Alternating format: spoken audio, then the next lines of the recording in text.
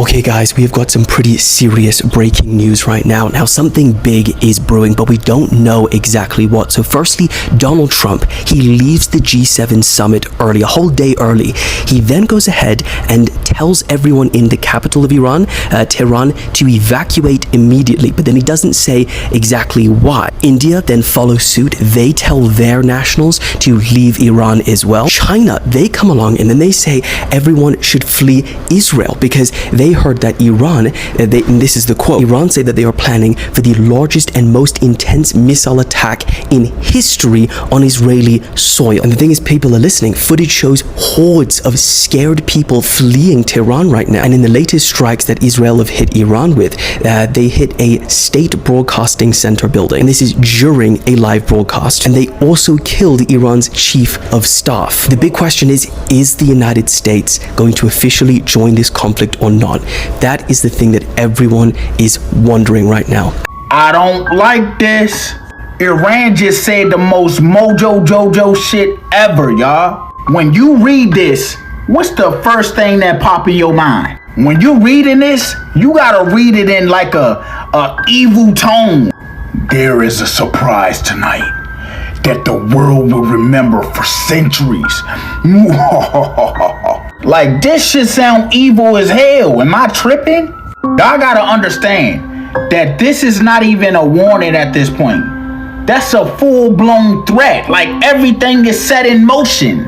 If we was looking at this on a scale, this joint would be at the tippity top. You do not say something like this unless you're trying to send a message. Iran literally just said that tonight a great surprise is going to occur. Apparently it's going to be one that the world is going to remember for centuries. And they were also saying that tomorrow was going to be New York. And apparently everyone was going to feel it. What have you heard? What have you heard from the Iranians? They'd like to talk, but they should have done that before. I had 60 days and they had 60 days, and on the 61st day I said, we don't have a deal. They have to make a deal, and it's painful for both parties, but I'd say Iran is not winning this war. If Israeli bulldozers continue to illegally demolish Palestinian homes, olive groves and infrastructure, so too will they flatten the guardrails that define moral conduct.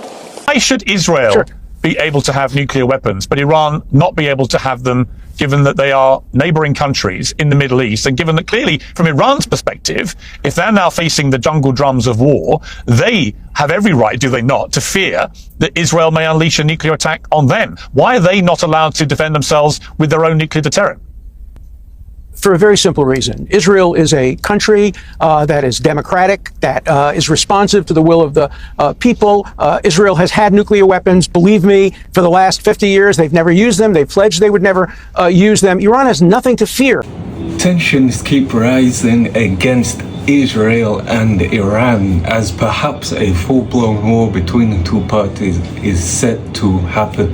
Now, of course, for many, many years, they have been at each other's heels, trying to, get something going, get something started. And as of late, there was many missiles going one way, coming the other.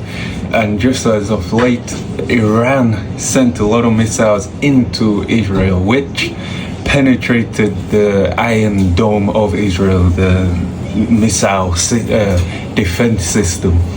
So there's a lot of people talking, a lot of people wondering what is going to happen. But I feel this is always going to happen. I feel Israel is an entity within the Middle East which is there to serve a purpose, mainly for the Americans, people like that. They like them being there. And I believe historically, people the European countries fear Iran. If you look at the Iranian history, going all the way back to Persia, they have always had some sort of very big empire, very powerful empire. Of course, like I say, the Persian Empire, even going back to Cyrus the Great, there is always some sort of Persian Empire or empire of sorts in that region. It is a very, very powerful region. Historically, it was a very powerful region, taking trade through from Asia, India, and of course through what towards the Persian Empire, into Europe, into Africa, places like that. So historically, it's always been a very powerful entity. And I believe right now the Israelis, they are terrified of Iran kind of becoming a bigger powerhouse in that region. So, like I say, could all-out war start? Donald Trump has already came out, he's saying Iran will not win this war, Iran will not win this war. For me, Americans do not need to be dragged into another war. They really don't. They have been dragged into so many wars that they did not need to be dragged into, that they could have happily and easily sat out. They're there, okay, we know they're there for money, but there comes a time when you have to look at the American people, the American soldiers, and say kind of enough is enough. This war really is not one that they need to be taken. They really don't need to be taken. But Trump is adamant. Like I say, they have close ties with Israel. So I feel like if they want it, they will take it. But like I say, Israel's leader Netanyahu,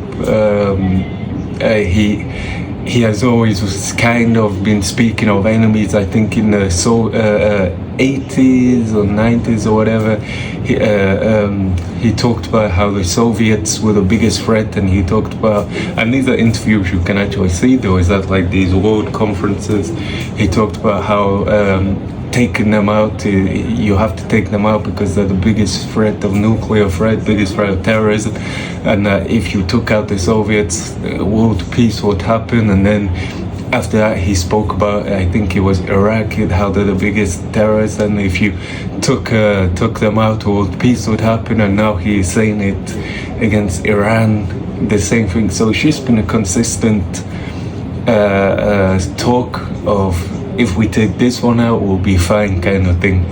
But there is always the next one, you know, because they need there to be. There needs to be, for them, always the next one. So I don't think United States should be getting involved in this war. It's not their war. They benefit nothing from it. Well, the American people benefit nothing from it. The American politicians benefit massively from it, especially they want the disruption in the Middle East. So for them, they benefit from it. But the American people don't need it. They do not need it. And like I say, the region itself does not need it. They have had too much war there, too much sacrifice, too much pain. Another all-out war is not needed. I mean, all a war is two politicians jockeying to a position where they feel they're in a good enough position to go to the table and demand better deals, demand better this, demand better that, and the other one will fight until they're in a position where they say, well, if I don't make a deal now, we're gonna lose everything. So that's all it is. You know, politicians, they'll go to war, and in the end, they'll do what they was always gonna do, and that is sit down and talk. They should do that in the very beginning. They seem to like to wait until hundreds of thousands of men have lost their lives, hundreds of thousands of innocents have been caught up in the crossfire, and then they decide now's the time to talk. So for me, it's very much not convenient for anybody. And yeah, so the war, I don't think America needs to be involved in that. They have their own problems. I think if Israel wants that war, they should deal with it themselves. And yeah, that's how it is, I guess. But anyway, this has been Reaction Call. I will see you in the next video. Peace.